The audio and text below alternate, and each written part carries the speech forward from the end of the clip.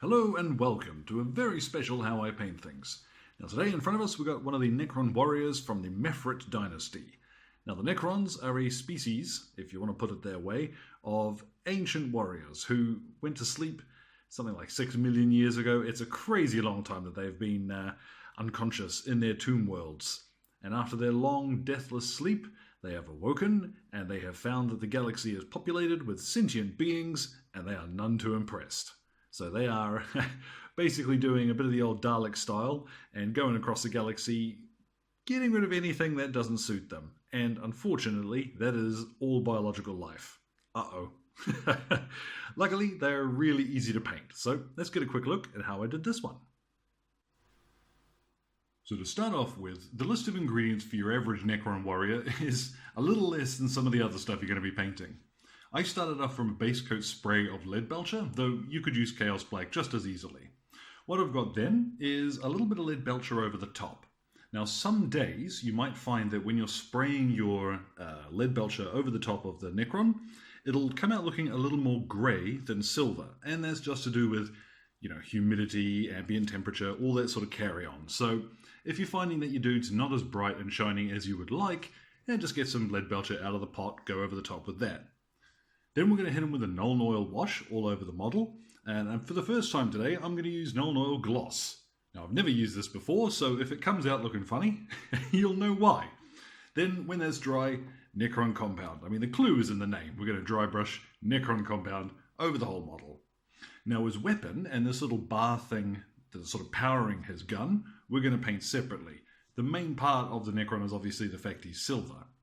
Now it's worth pointing out, if you have assembled your guys, let me just get a look at this.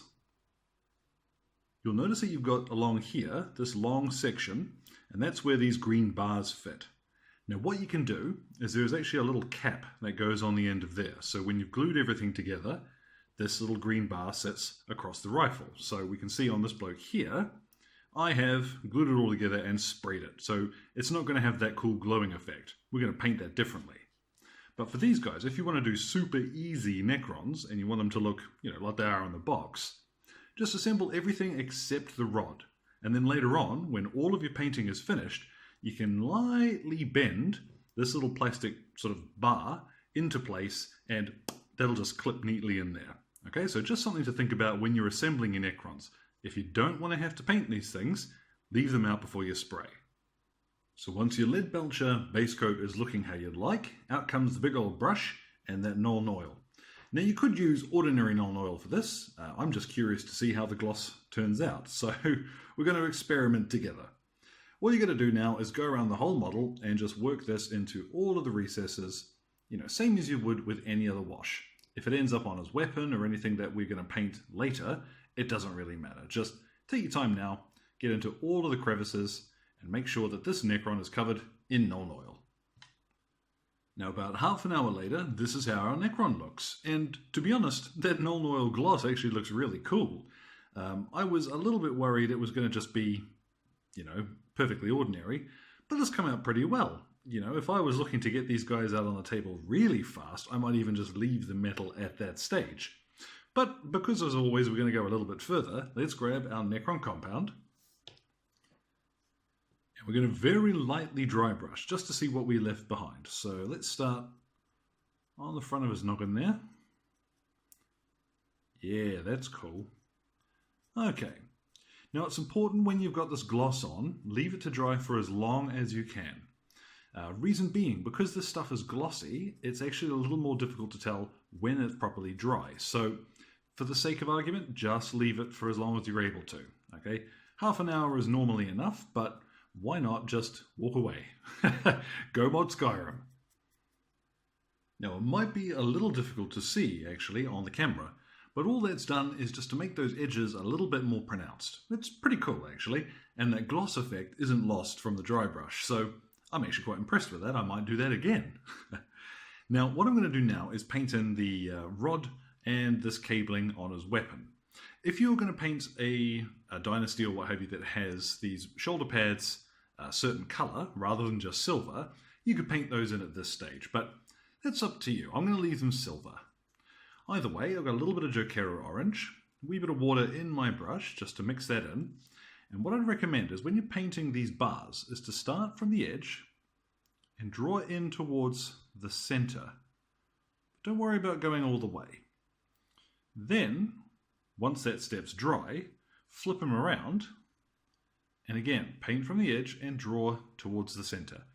Now, like I said, you'd want to wait until that's dry before doing this, so I'm going to finish that off now. Now, that did actually take me 2 coats to get that nice strong orange, and it's important that we've got that base coat to work from. What we've got next is our Troll Slayer orange, and this can be painted on in exactly the same way. Go to the edge and head to the center. You might find, due to the way this covers over Jokero orange, you really only need 1 coat because we're just looking to enrich that orange a little. Either way, just go ahead now and let's do that. Now that we've got a nice solid base of Troll Slayer orange to work from, we're faced with the question of how do we highlight a 3-dimensional model? You know, there's no clear edge on this rod, so what do? Now there's a very good tutorial on Warhammer TV about how to add a lightning effect to this rod, but I'm a little, I'm pressed for time, let's say, and instead what I'm going to do is try and make it look like there's sort of something along the inside of the weapon, which, like energy coils or something like that, the power is coming towards the top of the weapon. So what I've got is my Fire Dragon Bright as my first stage of the highlight, and I'm going to angle him so that I am holding the top of the weapon towards me. I'm going to very quickly just slice along with sort of a rough edge towards the edges of this. And you see coming down the side of the weapon, I got that little sort of ridged effect, kind of like an Imperial plasma weapon. So bear that in mind. What I'll do is I'll break it out a little bit further, I think. So all I'm going to do is these random scratchy edges. And if it all comes together at the top and you find that it's quite smooth along the top, don't worry. All we want is this scratchy ridged effect towards the very edges of the weapon. So I'm going to finish that in now. Now, see, by being random along the edges, I've got this neat sort of scratchy random effect that looks like the power in there is sort of building up. And I've got quite far around on both sides, leaving just a little bit of the Troll Slayer orange at the very bottom of the rod there. At the same time, while I had my Fire Dragon Bright out, I got out my small layer brush and just carefully dotted in each of his eyes. And that's all I'm going to do with those. Just enough to give him that slightly sinister undead robot thing going on up there. So what we've got next is actually some pallid witch flesh. And this is going to look really bright going on, but hold the faith, okay? Now I'd recommend go down to your small layer brush for this one. And the trick with this is making sure that you haven't got much paint on your brush, okay? All I'm going to do is some very smaller lines along, where's the center? There we go, the center of this weapon at the very top. So what I want this to look a little more like is this is where some of those coils inside the weapon are joining up. Now I might be a little bit more generous with this in a minute, but this is just the principle of short, straight lines. And if you find you're having to go back or push down more, you'll probably find you want to add a little bit more water to your paint, okay, just so that it flows. Either way, I'm going to add a little bit more of that now just to tidy it up, and we'll see what we've got. Now, I'll be honest, things went a little bit awry. I had too much paint on my brush at one stage and ended up smearing a little bit more on than I wanted. So what I decided to do instead was try doing that same scratchy sort of power build-up, but concentrating just along the top of the weapon. So that whatever's going on there looks like it's, really charging up towards the top, and I don't know how Necron weapons work, it's going to go boom. At any rate, what I've got now to tie all of this in together is some Lamenter's Yellow. This is a glaze. Now, you'll find you want to be fairly sparing with this, but all I'm going to do is go over all of that orange, just like that, and that'll help tie it in together. I'm not going to do this over the power cable because I want that to look, like a different sort of material.